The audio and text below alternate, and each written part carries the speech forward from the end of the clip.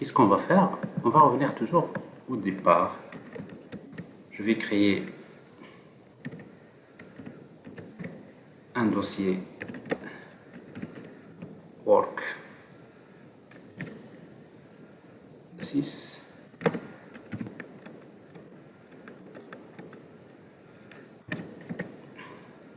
Alors d'abord Maven, donc c'est un outil qu'il faut maintenant.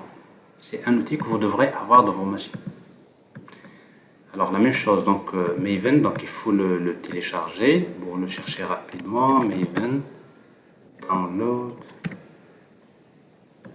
Vous allez vers le site de Apache et après vous allez trouver donc c'est un fichier .zip. Maven c'est la version etc. Vous le téléchargez, c'est un fichier .zip. Vous le mettez quelque part. Ici donc je le mets dans Tools. J'ai un dossier Apache Maven, il est là. Et c'est ça Maven. Alors maintenant si vous avez ici Maven, la même chose. Si vous voulez travailler sur ligne de commande, vous prenez le dossier Maven anti/bin. Il faudrait l'ajouter à la variable d'environnement classe path, plutôt path, comme on a fait tout à l'heure. Donc path ici, modifier, vous ajoutez donc le chemin vers Maven. Il est quelque part ici, donc je peux le faire. Je pense que je l'ai déjà ici. Maven.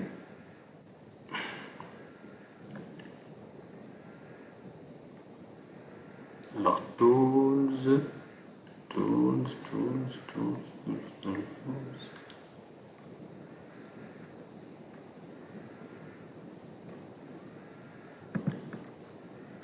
je l'ajoute.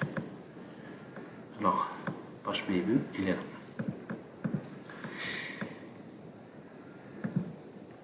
Alors, si vous faites ce travail, plutôt si vous avez ça, alors ça veut dire que sur ligne de commande, si vous tapez la commande mvn, non, Maven c'est mvn. Alors là, vous devrez voir, bien sûr, ici, vous avez Maven qui s'exécute, mvn, Maven version. Vous avez la version 3.8.1. Vous avez Maven maintenant dans votre machine. Maintenant, avec Maven, vous avez besoin de créer un projet. Rappelez-vous, pour créer un projet, on a dû passer beaucoup de temps. Bon, avec Maven, on va utiliser la commande, la même chose. On ne va pas utiliser des... Donc ça, c'est si vous voulez, je suis dans la deuxième phase. Maintenant, je refais le même travail, mais avec Maven, pour comprendre c'est quoi Maven, comment l'utiliser. Et dans la troisième phase, on va retomber peut-être sur quelque chose que vous connaissez, c'est utiliser un IDE comme IntelliJ. Et après, là, ça devient plus simple pour tout ce qu'on fait. Alors, en tout cas, Maven, on va l'utiliser d'abord pour créer un projet. Alors, pour créer le projet, on va utiliser la commande suivante, mvn. Alors, en fait, Maven, c'est un outil qui utilise ce qu'on appelle les plugins. Alors, ici, donc, je vais utiliser archetype. Un archetype de .generate. Donc j'utilise un plugin generate, donc c'est pour générer un projet. Rappelez-vous, tout à l'heure on a créé le dossier source main Java, source test, etc. Resources, target classes. Alors tout ça, c'est quand vous créez un projet Maven, il vous génère la structure déjà toute faite. Generate, archetype generate. Et après on va spécifier trois paramètres, notamment on va essayer de faire... il y a beaucoup de paramètres, mais en tout cas, si vous tapez Generate tout court, il va commencer à vous poser des questions. C'est quoi le artefact, le group ID, artefact ID, etc. Quel type de projet. Mais pour éviter tout ça, donc on va directement sur ligne de commande, on va utiliser des options, les paramètres suivants, -d, D majuscule. Donc on va utiliser d'abord c'est group ID. Group ID égale multigroup ID. Alors maintenant, group ID c'est quoi? C'est ma.n7. Donc ça c'est important de spécifier pour chaque projet quel est le groupe ID. Ensuite, le deuxième c'est artefact ID. Artefact ID égale c'est myapp. Je garde la même chose que tout à l'heure. Group ID, myapp c'est le nom du projet. Et après, on va spécifier le, le type de projet, parce qu'en fait, avec Maven, vous générez un projet. Supposons que vous avez besoin de générer un projet de modèle Spring ou bien un projet Tomcat, etc., qui contient déjà un ensemble de fichiers qui sont générés par défaut. Ça vous permet un petit peu d'aller plus rapidement. Ici, ce qu'on va utiliser, on va utiliser un projet simple, Quick Start, ça s'appelle, c'est le projet Maven Quick Start, c'est le projet qui contient vraiment une seule classe Java avec un seul test unitaire JUnit. Donc ici, donc c'est D. Alors le paramètre, si je me rappelle bien, ça s'appelle arctype. C'est arctype artefact ID. I majuscule, A majuscule ici, artefact ID, I majuscule. Vous voyez donc qu'il faut respecter ça. Ça c'est l'histoire de Java. Égal à quoi? Je vais utiliser quick maven dash arctype quick start.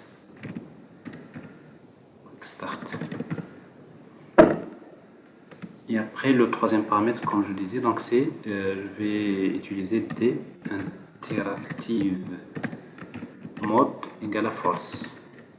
C'est pour indiquer comme quoi ce n'est pas la peine de me poser des questions au moment de la génération du projet. Donc l'interactive mode égale à false. Voilà. Alors si vous générez, alors d'ailleurs on a mal écrit ça, donc d'ailleurs il me pose la question, vous voyez, interac, c'est mal écrit, vous voyez, CTRL C, voilà, il vous dit quelle est la version que vous utilisez, etc. Bon, tout ça j'utilise les valeurs par défaut, CTRL C, oui, et je reprends, et je corrige. C'est -d interactive intera.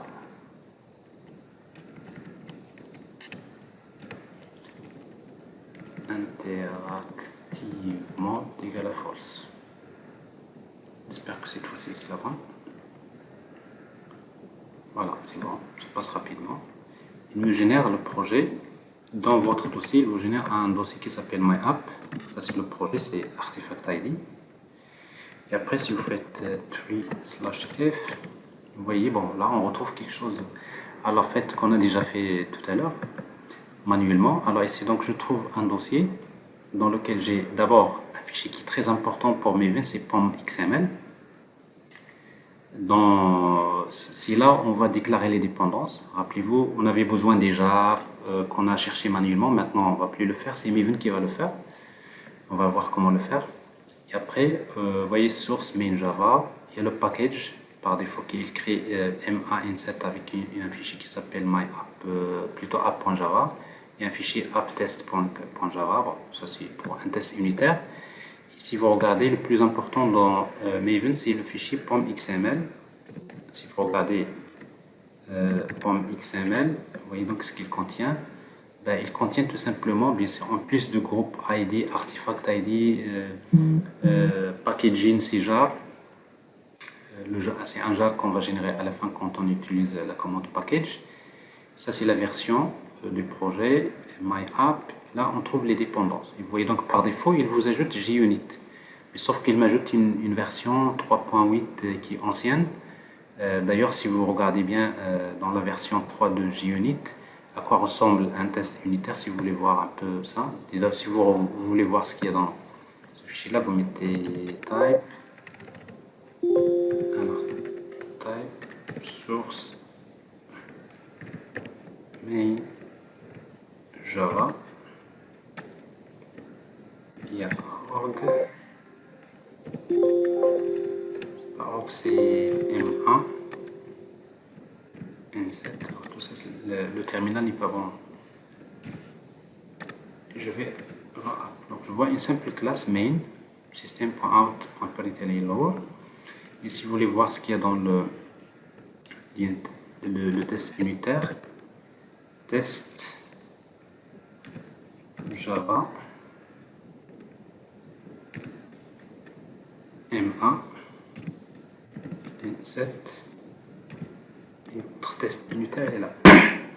Bon, c'est un simple test, mais il n'y a pas d'annotation ici. Vous voyez, donc c'est la version JUnit version 3, donc sans annotation, donc il y a des codes à écrire. Vous savez, la bonne partie, c'est des paramètres, c'est pas grave. Alors en tout cas, donc ça c'est... Bref, ce qu'il faudrait retenir, c'est que nous avons utilisé ici Maven pour générer la structure du projet. Maintenant, on va ouvrir le projet sur un IDE. Je continue toujours à utiliser code, Visual Studio Code, point. On ouvre le projet, et voilà le projet ici. Et dans ce projet-là, on va regarder ce qu'il y a. Donc, il y a l'application, il y a le test unitaire, il y a .xml. Ça, c'est le premier fichier qu'il faut regarder dans Maven, c'est bien ce fichier-là. Alors d'abord, la première des choses, ici, je ne veux pas utiliser, donc, alors vous voyez, donc pour ajouter une dépendance, supposons que vous voulez ajouter JUnit, je ne sais pas comment le faire, par exemple, ici. Si je fais comme ça, vous allez vers votre browser, et directement, le plus simple, c'est d'utiliser, par exemple, JUnit, comme j'ai fait tout à l'heure. Alors, JUnit, Maven Dependency. Je vois la version 4.13 et directement je vois ici le code. Je fais copier et je viens ici coller. Alors, qu'est-ce que je viens d'ajouter ici? Une dépendance JUnit, la version 4.13. Alors, dès que je compile l'application, quand j'utilise Maven, lui, qu'est-ce qu'il fait? Il va télécharger, il va se connecter, il va télécharger les jars. Il ne va pas télécharger un seul jar, mais il va également charger les dépendances. Parce qu'ici, il a besoin de deux fichiers .jar, on va voir où est-ce qu'il va les trouver. Alors en tout cas, donc ça c'est, je change ici, j'utilise la version de 4.13. Et après par la suite, donc je vais créer donc ma classe. Donc je reprends le même travail, je vais faire copier-coller. Alors je suis dans le dossier N7, dans lequel je vais créer le dossier MyApp, package MyApp. Ceci est un fichier, c'est pas un dossier. Supprimer. Alors, je suis dans Insert, je crée un folder. MyApp. Plutôt, je vais créer un MA Insert Service. Si je respecte, si vous voulez la même structure, je vais utiliser MyApp. Et encore dans MyApp, je vais créer encore le dossier service. Et dans lequel je vais créer ma classe. Alors ici, j'ai ce fichier-là, myService, copier. Et je le mets ici. Coller. Donc ici, myService. Et dans le test, ici dans le dossier test, la même chose ici, donc je vais créer un sous-package service, MyApp, comme ça je suis dans la même structure, MyApp, /service, on va l'écrire, rename,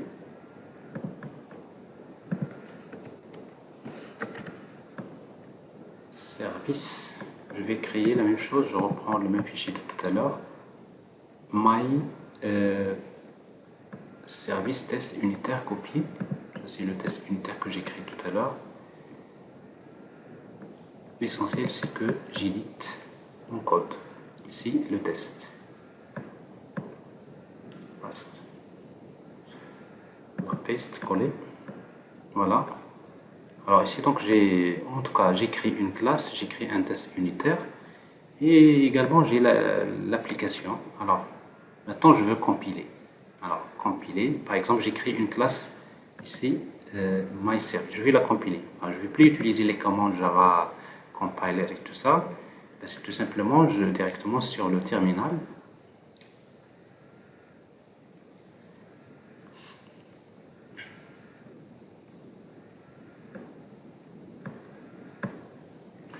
Alors, directement sur le terminal je me place dans mon projet. Il faut se placer toujours dans la racine de votre projet, là où il y a le fichier .xml. C'est important. Et après, on va utiliser la commande mvn. Alors, Maven compile. Alors, Maven compile, c'est comme si vous lui dites, cherche-moi dans tout le projet, là où tu trouves un fichier .java, tu le compiles. En fait, compile, qu'est-ce qu'il fait? Bon, généralement, quand vous faites l'opération, la première fois, vous allez remarquer que Maven, parfois, parce que Maven, il utilise des plugins, et compile, c'est un plugin. Quand vous utilisez une commande la première fois, qu'est-ce qu'il fait? Il télécharge d'abord le plugin et après il l'utilise. Au fur et à mesure que vous utilisez la commande Maven, vous allez voir qu'il ne va pas à chaque fois télécharger le... Alors, en fait, compile, qu'est-ce qu'il fait? Donc, il va d'abord, la première des choses, c'est qu'il lit toujours le fichier .xml.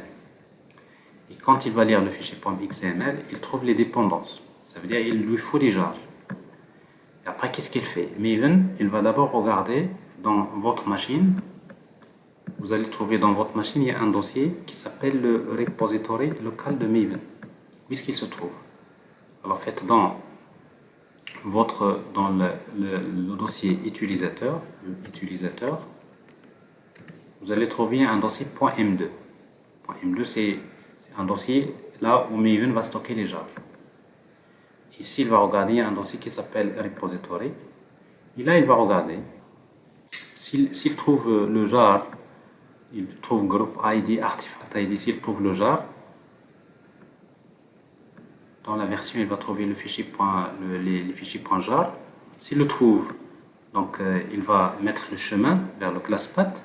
S'il ne le trouve pas, il va se connecter, il va le télécharger, il va le placer dans ce dossier-là, dans le repository local. Alors maintenant, c'est ce qu'il fait ici. En tout cas, ici donc JUnit. Alors je vais vous montrer tout à l'heure le chemin. Alors en tout cas, donc il compile, vous voyez donc à la fin, vous voyez success. C'est-à-dire il a compilé les fichiers. Et si vous mettez /f, vous voyez ici donc dans le dossier maintenant target classes, il a généré le fichier myService.class. Vous voyez donc la commande compile, il compile pas les tests unitaires, parce qu'en fait les tests unitaires, en fait on les utilise uniquement pour exécuter au moment de l'exécution des tests. Donc ce qui fait ici, il a compilé que en fait la classe myTest. S'il y a une autre classe, bah, il va la compiler. Alors ici donc le app.class, il l'a compilé. Je vais ajouter donc l'autre classe, c'est myApp que j'ai créé tout à l'heure pour garder le même code. Pas besoin de myApp ici. Copier. Alors je suis toujours dans myApp, paste. Alors ici, paste. Alors myApp, c'est dans le package, voilà, c'est le même package. Enregistré. Bon, à nouveau la même chose. Donc, vous voyez la compilation. Vous voulez compiler les classes mvn compile. Finalement, c'est Maven qui compile le code, qui automatise la compilation du code source de votre application. Alors, vous voyez ici, quand il y a un petit problème, ben, ici on a quelque chose qui cloche. C'est environnement. Alors, si je regarde, si j'ouvre un peu le dossier directement sur voilà, le dossier source directement. Je l'ouvre ici. Alors qu'est-ce que je vois? Je vois source, main, java, ma, n7. Alors ici donc app, my app.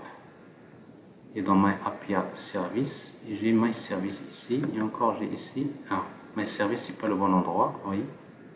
Donc my service devrait se trouver ici.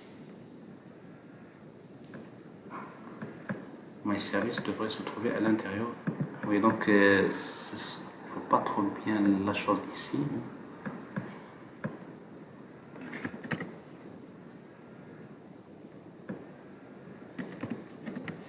Voilà. Alors je vois bien ici my service se trouve à l'intérieur du package service.java ici. Comme ça, quand vous compilez avec Maven, mvn compile,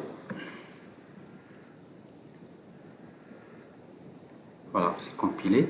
Alors, si vous voulez maintenant exécuter les tests unitaires, une fois que vous compilez, vous exécutez les tests unitaires, la même chose, mvn test tout court. Alors, test, c'est il va chercher dans le projet s'il y a des tests unitaires, et s'il les trouve, il va les exécuter. Vous voyez, donc il compile. La commande, en fait, la commande test, qu'est-ce qu'il fait? Il compile d'abord, et après, il exécute les tests unitaires, et après, il vous dit que ici, il y a combien de tests unitaires? Il y en a deux. Alors, pourquoi deux? Parce qu'il y a un que j'ai ajouté, il y a un qui a été généré par défaut au moment de la création du projet Maven. Ben, il vous dit que tous les tests ont été exécutés. Il n'y a aucun test qui a échoué, donc tout se passe bien. Vous voyez ici, ça c'est pour les tests et ça c'est pour la procédure de compilation. Ça c'est la première. Donc vous voyez, donc compile c'est pour compiler, test c'est pour exécuter les tests unitaires. Et ce qui reste maintenant, c'est générer le package. Alors pour générer l'archive, donc on va utiliser mvn package. Alors mvn package, qu'est-ce qu'il fait? Il va faire trois choses. Il va compiler d'abord pour s'assurer que le code source est bien compilé. Il va jouer les tests unitaires pour s'assurer que tous les tests unitaires passent sans problème. Parce que s'il y a un test qui n'échoue pas, on ne peut pas générer le jar. Donc le jar, ça veut dire que le code est bien compilé et que les tests unitaires ont été bien réussis. Donc une fois que les tests sont réussis, il génère le jar. Alors maintenant, si vous regardez dans le dossier target,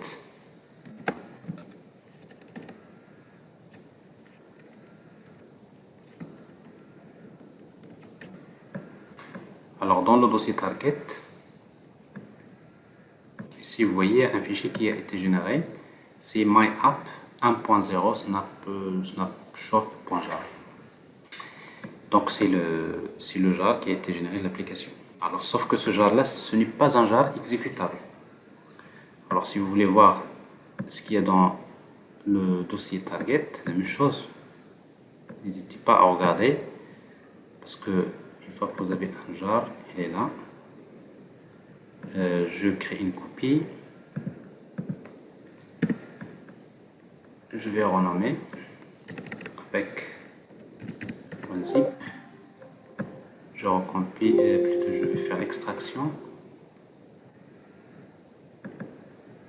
et si je vois là ici donc les classes MA, Z, donc ça il l'a fait, il a intégré mes fichiers .class qui se trouvent dans le package. Il y a meta-inf et dans meta-inf il y a celui-là, mais par contre vous voyez il n'y a pas main class, donc il n'a pas suivi, donc il va falloir que je lui indique quelque part comment s'appelle le main class. Alors pour le faire, donc eh bien, Maven dispose de ce qu'on appelle des plugins. Alors dans le fichier .xml, on va ajouter un plugin. Alors ici nous avons les dépendances. Après, vous voyez donc ici vous voyez dependencies. Voilà les dépendances. On peut ajouter autant de dépendances. Et après on trouve après dependencies, on trouve build /build. Et à l'intérieur de build, on va trouver des plugins. On va déclarer les plugins.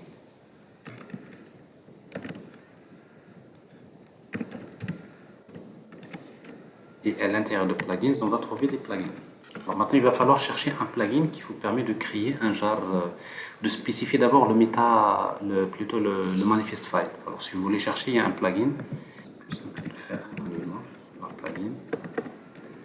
Alors ici, group ID.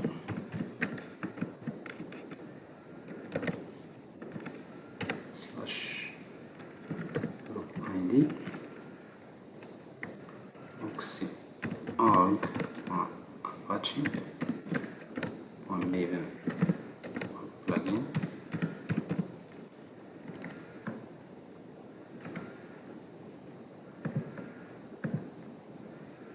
Et après, ça c'est group ID, artifact ID. Alors group ID, artifact ID,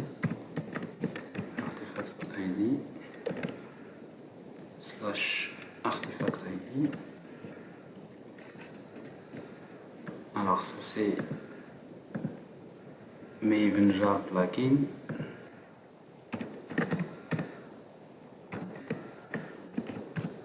aussi bien. Tout ça, en fait, c'est du copier-coller souvent, ça passe, mais c'est toujours bien de le faire. Alors après, vous avez configuration.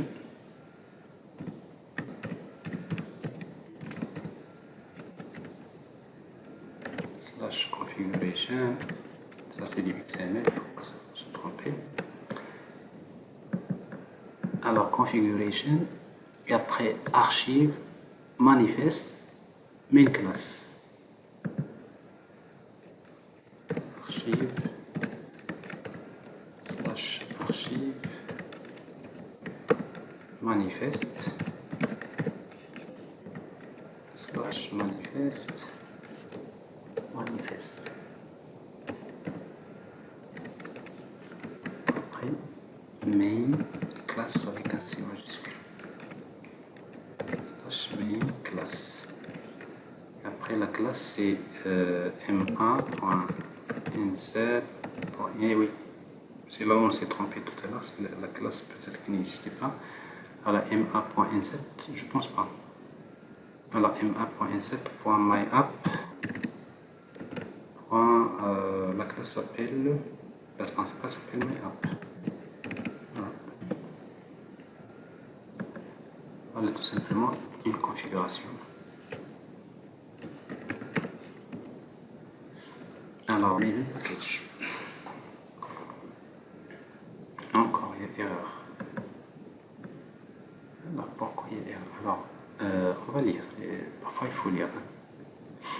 Alors, il y a le tag group ID sans E.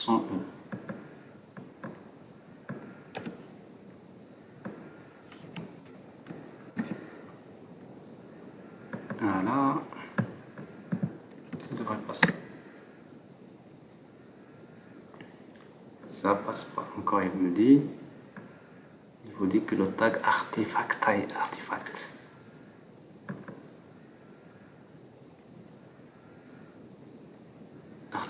ID. Slash artefact ID. Artefact ID slash artefact ID. Ah bon.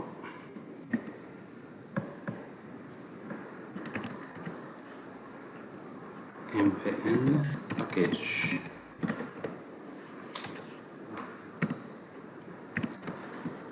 MVN package. Voilà, il génère. Encore, il plante là-dessus. Où est-ce que ça plante? Alors, central plugin not found in repository. Alors, ce plugin n'a pas été Maven jar plugin, c'est magnifique. Il tente de, parce que c'est un plugin qu'il devrait télécharger, mais là, il n'a pas trouvé avec ses Maven jar plugin. Org Apache Maven plugins. Et donc, org Apache Maven plugins, et après, c'est Maven jar plugin.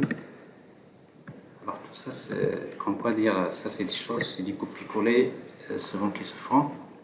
Quand vous tapez, vous allez vous tromper. Alors, en tout cas, ça passe maintenant. Il a généré le jar. Alors maintenant, on va regarder si c'est vraiment un jar exécutable. Je vais me placer dans Target. Alors, MyApp d'abord. Je suis déjà dans MyApp. C'est des targets. Alors, dans Target, j'ai le jar qui a été généré. C'est voilà, c'est celui-là. Alors pour l'exécuter, on va utiliser java-jar directement. myapp.jar, c'est celui-là. Je lui transmets les paramètres. Ça marche. Voilà, ici donc c'est vraiment c'est un jar exécutable.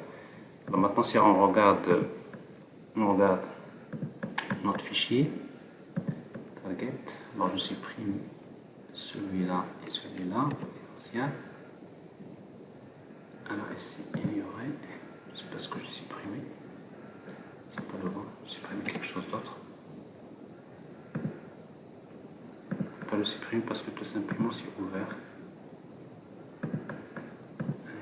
Il est ouvert par... Bon, il est ouvert quelque c'est le fichier, CTRL-C, CTRL-V.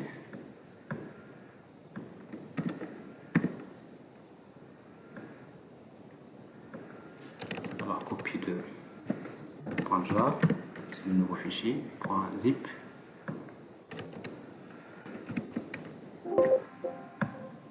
Faites l'extraction.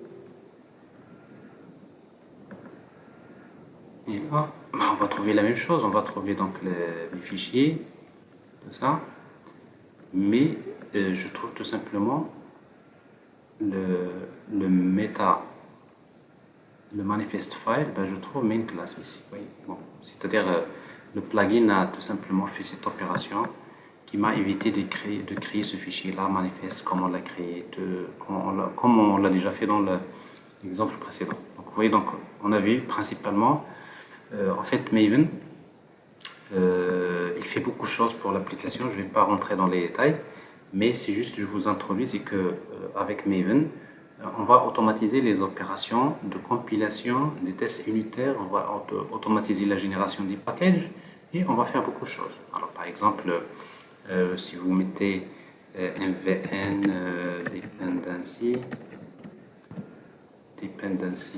de points, ça c'est le point de, par exemple list, je crois qu'il va vous afficher les dépendances du projet, non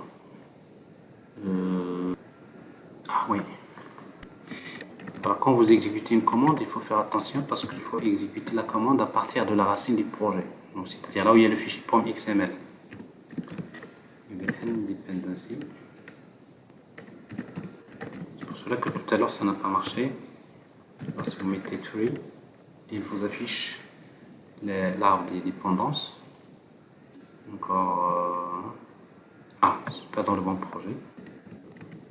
Il faut aller vers le projet. Oui, hop.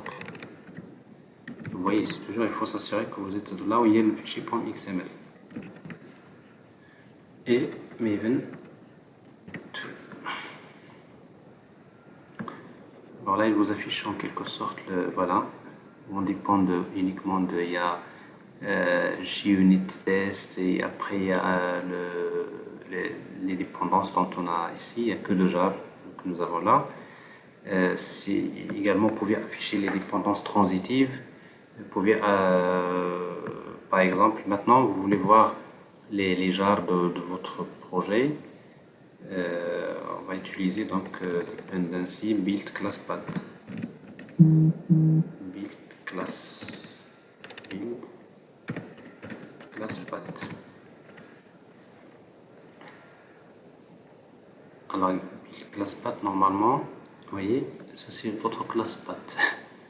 Alors, où se trouvent maintenant les jars qu'il utilise? Donc, vous voyez, donc il y a JUnit. Vous voyez, donc il y a repository directement JUnit parce que tout à l'heure je le cherchais dans org. Donc JUnit 4.13, le fichier .jar et après également le fichier voilà, crest core.jar, etc. Donc là c'est l'ensemble des jars que vous avez dans votre projet. En fait, c'est là où ils sont dans le repository local de Maven. Je rappelle que utilisateur .m2 et on va trouver ici directement JUnit dans M2 repository JUnit directement JUnit, voilà, JUnit, vous avez la version 4.13 et là il y a le fichier .jar ici. Donc c'est là où Maven place son repository. Donc la prochaine fois, si vous utilisez la dépendance JUnit, il ne va pas la télécharger, il n'a pas besoin de se connecter, mais il va la trouver en fonction des versions que vous spécifiez. Alors, mais si vous l'avez remarqué, en fait, dans ce jar exécutable qu'il a généré, il n'intègre pas les jars, c'est-à-dire les dépendances du class path. Ici. Donc dans ce jar, il n'y a pas les jars du class path. Donc si vous voulez maintenant avoir un seul fichier .jar qui contient le tout, et vous pouvez le faire, ben, vous cherchez un autre plugin. Bon, ici donc il y a plein de plugins qui sont utilisés Il y a un plugin qui s'appelle, donc c'est Maven Assembly Plugin, c'est ici. Et là, vous allez trouver donc l'utilisation, usage. Et là, vous allez trouver donc la structure globale. Ici, ça c'est la structure plugin assembly, la version configuration, la description. Alors, ça c'est pour l'exécution. Alors, je prends d'abord la structure configuration, plugin.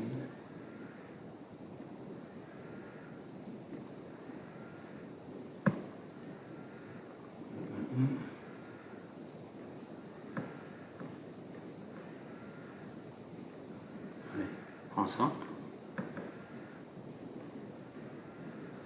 CTRL-C. Jusqu'à slash plugin.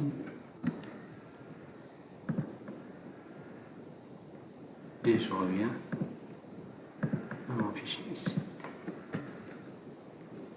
Ça c'est la première des choses. Et après, il va falloir lui ajouter a priori quelque chose, non? A priori, non. Make assembly.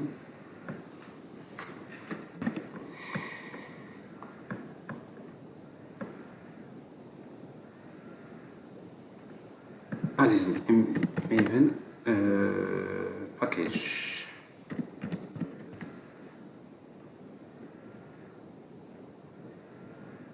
Vous voyez, donc là ça passe, pas de problème. Alors tout à l'heure, quand je copie de PowerPoint, je copie des caractères spéciaux qu'on ne voit pas, mais ça crée des problèmes. Alors en tout cas, il génère un fichier ici. D'ailleurs, comment il l'appelle? Il l'appelle Maven with dependencies. C'est un fichier .jar.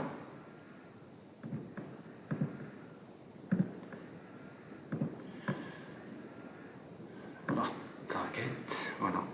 Il vous génère deux fichiers .jar. Il y a un fichier sans dépendant, c'est-à-dire un jar. Voilà, le fichier qui contient les dépendances, c'est celui-là. Si vous faites la copie, alors je reprends la même chose que tout à l'heure. Vous faites le .zip. Vous faites l'extraction.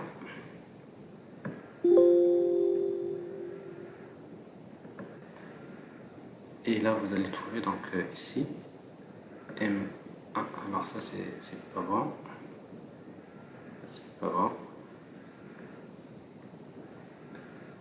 Alors il y a, je pense justement, il y a quelque chose qui manquait à cette déclaration. Alors qu'est-ce qui manquait à cette déclaration? Il y a le manifeste.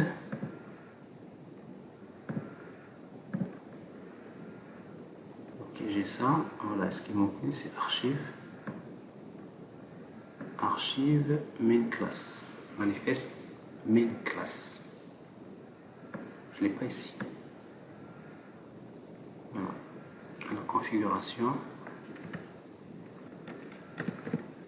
Archive. Slash archive. Manifeste. Slash manifeste. Après, main class.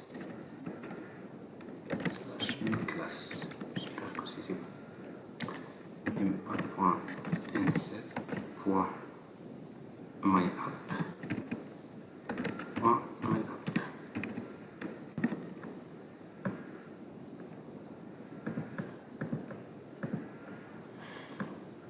Alors, donc, jar, c'est ça.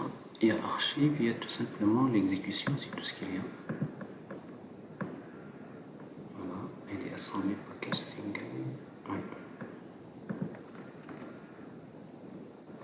De toute façon, ici, il n'y a pas d'autres dépendances, parce qu'en fait, on n'a que les dépendances vers les tests unitaires. Mais il faut voir ça dans un exemple d'application qui contient des jars, et après c'est là où vous allez voir la différence. Alors ici donc pour l'exécuter, java.jar, jar, c'est dans target. Et dans target, il y a my app.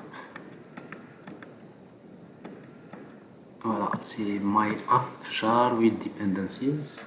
Vous donnez les paramètres également. Normalement, ça devrait marcher. Alors là, ça marche, pas de problème.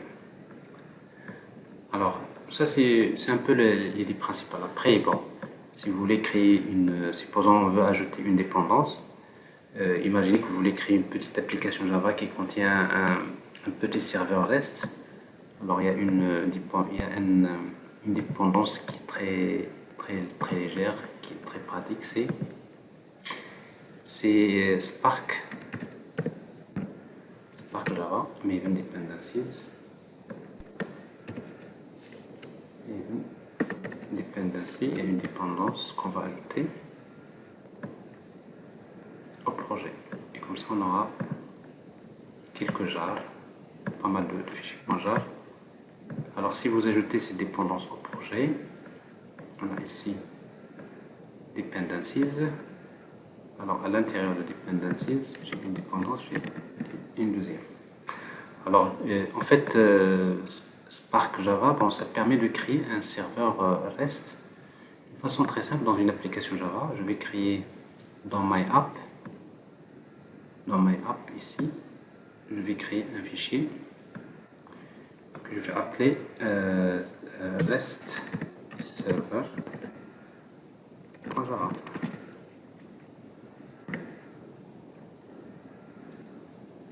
Alors, REST server.java. Bon, alors dans ce fichier-là, c'est package, c'est toujours ma.nset.myapp. Et on a juste besoin d'importer un package qui est com.spark. Alors, toujours la documentation. Alors c'est Spark Java tout court. Vous trouverez la documentation, c'est très simple. Alors ici, il faut importer tout simplement Spark, étoile, import static, Spark, pour la classe Spark. Après, il y a des méthodes statiques dans cette classe qu'on va importer. Et après, on va utiliser une classe public class, test. La test, on va l'appeler REST server. Et une simple application Java public static void main.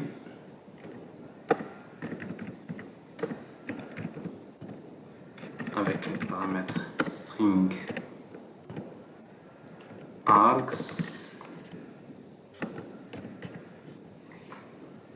Et on va créer quelque chose de très simple. Alors qu'est-ce qu'on va faire? On va dire tout simplement, parce qu'on a importé, il y a une méthode qui s'appelle get. C'est-à-dire quand j'envoie une requête HTTP avec get, avec le path slash par exemple, virgule, je vais exécuter une fonction qui reçoit deux paramètres, request, response. C'est une fonction lambda dans laquelle on va tout simplement retourner return hello world. Hello. C'est une application web. Et donc c'est très basique. Alors quand je tape, je lance mon navigateur avec HTTP localhost avec un port qui est ouvert par défaut et il va me retourner tout simplement ce message hello world. Alors je viens d'ajouter cette classe, donc je recompile, je génère le jar mvn package.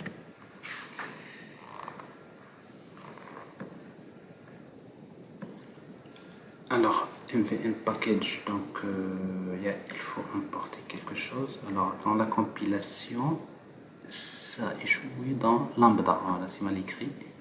Alors là c'est important parce que ici j'ai utilisé une fonction lambda, mais la fonction lambda n'existe pas dans Java 8, plutôt dans Java 5. Alors comme quoi par défaut, Maven il utilise le compilateur version 5. Alors ici, vous allez d'ailleurs voir. Donc ici il vous dit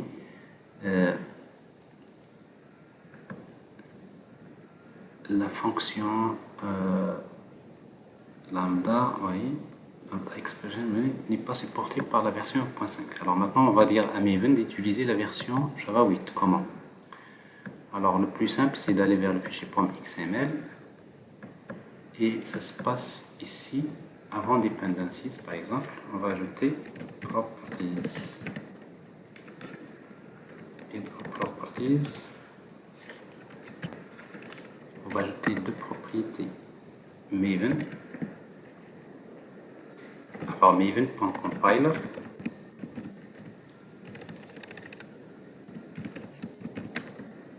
.java. .source. C'est 1.8. Donc ça c'est Maven. Maven.compiler.source. La version c'est 1.8. Maintenant, je suis en train de dire à Maven, tu vas compiler avec la version 1.8 de Java. Et le target, la cible, target c'est 1.8. Alors tout ça, c'est pas dans un bon IDE. Si je suis dans IntelliJ, tout ça, ça aurait été plus simple. Alors Maven compiler target, Maven compiler target. Voilà. Ça c'est source et target. Alors ça, maintenant, officiellement, quand je compile, je suis en train de lui dire que je vais utiliser Java 8. Erreur.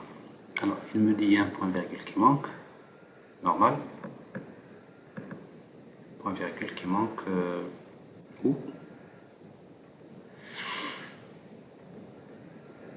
Expected sur le fichier reste dans l'année numéro 8. Oui. Parce que là, j'appelle get à la fin, donc c'est une fonction qui se termine, l'appel se termine par un point virgule. Je compile. Alors vous allez voir que cette fois-ci, donc il me génère le jar. Mais si vous regardez bien, comme on a fait tout à l'heure, si vous regardez les dépendances, d'abord on va exécuter Java, mon jar, cette fois-ci. Ah, il faut qu'on change maintenant on va dire le main class. Alors maintenant le main class pour moi ce n'est plus my app, c'est rest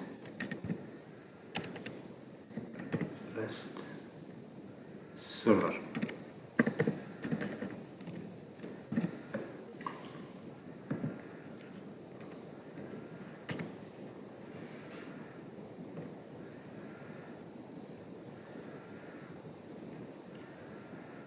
Ok, c'est bien. Alors maintenant, si on regarde bien notre archive,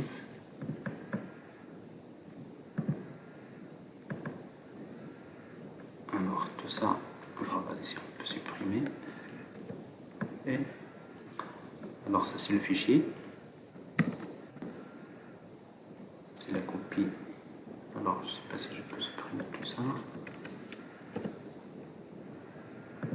On ne peut pas supprimer parce que c'est ouvert quelque part. Je ferme tout.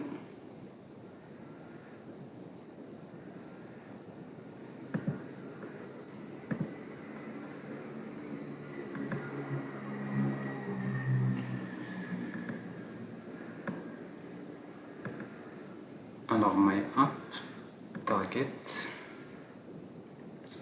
Alors ça, supprimer. Ah, toujours il y a un fichier qui est ouvert. Je pense que ça doit être quelque part ici. Non.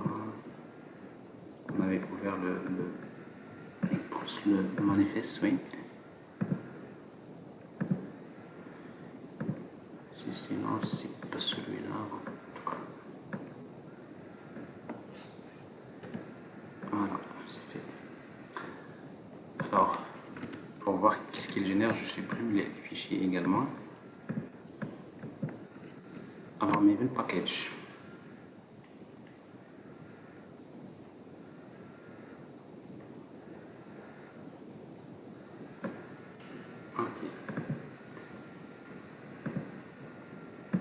qu'est-ce qui se passe? Donc, vous voyez, donc, il vous génère deux fichiers .jar. Il y a un jar qui est 5 kg, il y a un autre 2 mégas. Alors, qu'est-ce qu'il y a la différence? C'est que si je regarde bien celui-là, je vais voir qu'il contient toutes les dépendances. Alors ça c'est le principe. Je l'ouvre. Qu'est-ce que je trouve à l'intérieur? Vous voyez, donc ici je trouve il y a les classes de Spark, les servlets, il y a de l'API servlet, il y a tout ce qu'il utilise comme jar, les routes, etc., etc. Il y a toutes les librairies de Spark, et après il y a MA. Ça c'est vos classes. Donc vous voyez, donc ici il contient pratiquement toutes les dépendances qui sont utilisées, org.slfj, etc., etc. Globalement, ça c'est... Maintenant, si vous exécutez ce fichier-là, java-jar target, c'est my app full dependencies. Comme c'est une application, c'est un serveur REST, donc quand vous l'exécutez, tout simplement il attend. Qu'est-ce qu'il attend? Vous lancez votre navigateur. Alors comme ça, si vous regardez la documentation, vous trouverez. Si vous tapez localhost, alors je pense que c'est le port C4, 5, 6 ou bien c'est 6, 4 par défaut. Par défaut, c'est le port 4, 5, 6, 7. 5, 6. Donc localhost 2.4, 5, 6, 7. Si vous mettez slash hello, vous voyez ici le message hello world. Donc c'est-à-dire c'est une requête, il vous répond. Alors après, donc si vous voulez par exemple répondre avec des données JSON, ici bon, vous aurez besoin d'inclure également la dépendance JSON ou bien JSON even dependency.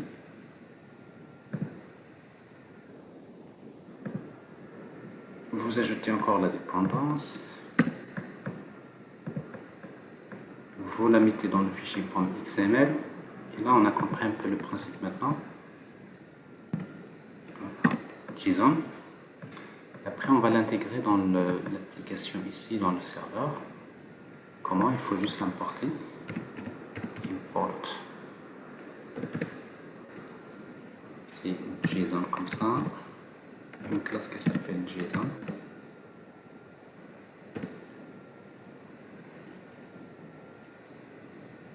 JSON, comme ça, je pense.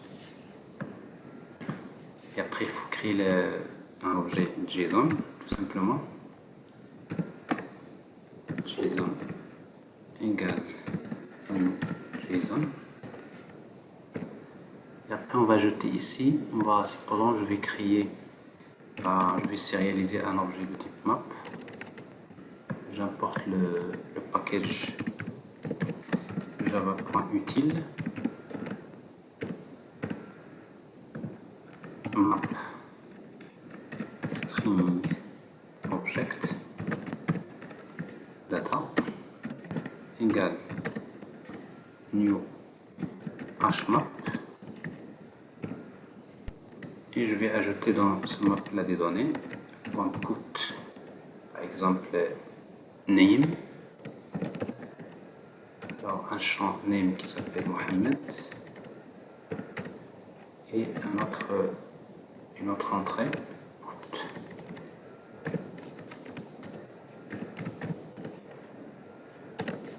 salaire virgule une valeur quelconque. J'ai un objet. Alors ici donc ce que je vais retourner, tout simplement l'objet data. Et après il va falloir lui dire, quand je le retourne, je vais lui demander, donc sur la méthode get, il y a le premier paramètre, c'est cette fonction lambda. Le deuxième paramètre, je vais lui dire d'utiliser JSON, l'objet JSON, et il appelle la méthode une méthode qui s'appelle toJSON. Voilà, toJSON comme ça. Je pense que c'est comme ça. JSON to JSON. C'est-à-dire il va utiliser cet objet-là. C'est-à-dire ce résultat, c'est comme si il prend en fait l'objet data, il va le transmettre à la méthode JSON de cet objet et finalement il retourne le résultat JSON. Mais après on va dire avec l'objet response, le type de la réponse, type, c'est application / JSON. Bon, ça c'est vous voyez, donc c'est pas beaucoup de code, mais c'est un petit serveur qui expose une petite application Java qui expose une API REST. Vous pouvez utiliser get, post, put, delete, mais en tout cas pour l'utilisation, ça c'est pas l'objectif. C'est juste pour vous montrer un exemple d'application qui démarre un serveur. Alors j'arrête le serveur et je fais encore mes package. Donc, il y aura sûrement des erreurs vu la fatigue, je pense. Alors ici il y a compilation, quelque chose qui manque, package JSON. Alors JSON.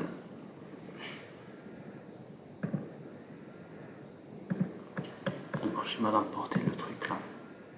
Alors, ici donc si je regarde dans la documentation, alors ça c'est l'utilisation.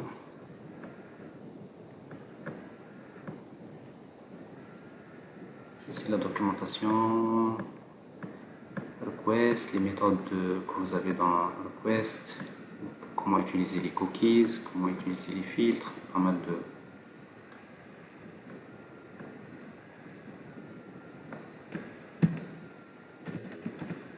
Alors, JSON, c'est com.google.json. Alors, c'est vraiment le signe de fatigue. com.google.json. Ça, c'est le package. Vous savez, avec IntelliJ, ça c'est des choses que vous retrouvez facilement. Donc là, il compile, il teste, il génère le jar.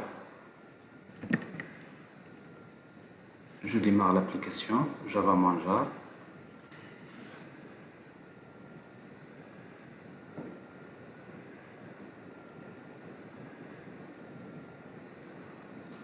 Il démarre et je regarde localhost, non, et donc il me retourne le résultat de JSON. Bon, ça c'est avec ça vous pouvez créer avec une simple application Java, vous pouvez créer une application web, mais c'est pas vraiment, c'est pas Spring, mais ça c'est pour les applications, on va dire petites applications Java qui communiquent via REST, ça peut toujours être utile. Il y a des situations où vous avez besoin d'embarquer des applications dans des systèmes embarqués, bon, ça peut être utile. Alors voilà, donc je pense ça c'est un exemple d'application dans lequel on a montré pratiquement, toujours manuellement, mais déjà Maven il nous facilite le travail. Maintenant, si vous voulez vraiment faciliter encore plus le travail, c'est de dire finalement, je vais utiliser un IDE comme IntelliJ. Alors maintenant, si vous travaillez avec IntelliJ, toutes les opérations que vous faites là sur ligne de commande, ils sont dans l'IDE. Et du coup, donc, les choses vont se faire très, très rapidement. Mais ce qui est le plus important, c'est que cette fois-ci, tout ce que vous faites sur IntelliJ, vous savez ce qui se passe. Il n'y a jamais un problème. Rapidement, vous retrouvez des solutions parce que vous avez pris le temps de manipuler manuellement tout ce que vous faites là. Et là, du coup, donc, ça vous permet de comprendre mieux un tas de choses à travers ces manipulations. Bon, la dernière chose que je n'ai pas dit, c'est que l'instruction package, Maven package, il génère le package. Et si vous mettez encore Maven install, et là, ça y est, vous allez livrer le livrable. Qu'est-ce qu'il fait? Il installe, il compile, il joue les tests unitaires, il fait package, il génère le package, et après, il envoie le package dans le repository local. Alors, si vous regardez maintenant dans votre repository de Maven, utilisateur, repository Maven, vous cherchez donc MA-N7, ça, et vous trouverez la version de votre projet. Et là, vous avez le livrable. Vous voyez, donc il y a un jar avec dépendance, il y a un jar sans dépendance à l'intérieur, c'est-à-dire sans inclure les dépendances. Voilà, donc vous voyez, donc ici, c'est Maven, ça permet il vous accompagne dans tout le processus de l'industrialisation des logiciels, depuis la compilation jusqu'à la livraison. La livraison, c'est-à-dire à la fin, vous pouvez toujours générer le jar, vous pouvez le déployer. Quand il s'agit des applications web, on peut utiliser Maven pour déployer également. Mais après, vous allez voir qu'il y a d'autres outils maintenant. Une fois que vous comprenez ce que c'est Maven, parce que ça, c'est un outil qui est très important. Après, donc, il y a d'autres outils qui viendront par la suite pour automatiser toute la chaîne DevOps. Après, donc, je vous ai montré comment créer un petit serveur, notamment avec Spark Java. Comme c'est un petit serveur, pour le déployer, on peut le déployer dans une vraie machine en utilisant un conteneur Docker. Donc après, on va voir comment mettre cette petite application dans un conteneur Docker, comment le déployer. Et après, par la suite, voir comment, avec Jenkins, comment automatiser le pipeline. Finalement, donc c'est Jenkins qui va se charger de gérer ça. Mais après, avant tout ça, il y a quelque chose de très important. C'est voilà, c'est Git, c'est le versionning. Alors si vous travaillez maintenant en entreprise, vous ne travaillez pas tout seul. Il y a beaucoup de gens qui travaillent sur le même projet, donc vous avez besoin d'utiliser un système de versionning distribué. Et Git, donc bien sûr, c'est la solution. Alors c'est la raison pour laquelle donc il y a Git en fait qui est un élément fondamental qu'il faut également connaître. C'est un outil qui va vous accompagner dans votre développement. C'est un outil qu'il faut installer dans votre machine, vous devrez l'avoir. Git download. Une fois que vous l'avez, soit du point de version, vous l'installez. Une fois que vous l'installez, la même chose, vous allez avoir. Donc, vous allez avoir donc, la commande Git que vous allez utiliser. Et en même temps, vous allez avoir un outil qui s'appelle Gitbash. En fait, Gitbash, c'est un terminal sous Windows, mais il vous permet, vous êtes vraiment dans un environnement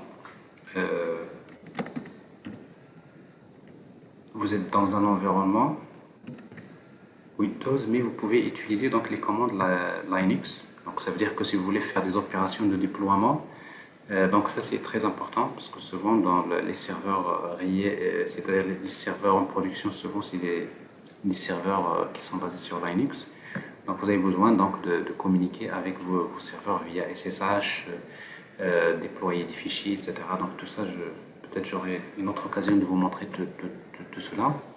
Mais le plus important, ce que je vais faire pour juste boucler cette partie-là, parce que là, j'ai pris beaucoup de temps, c'est juste, voilà, donc la prochaine étape, c'est utiliser donc comment utiliser Git pour pouvoir collaborer entre plusieurs développeurs pour pouvoir voilà, donc, gérer les versions de votre projet. Donc, voilà, alors, a priori, donc, je vais m'arrêter à ce niveau-là. Et ça va être l'étape suivante avant de passer vers l'utilisation de l'IDE IntelliJ.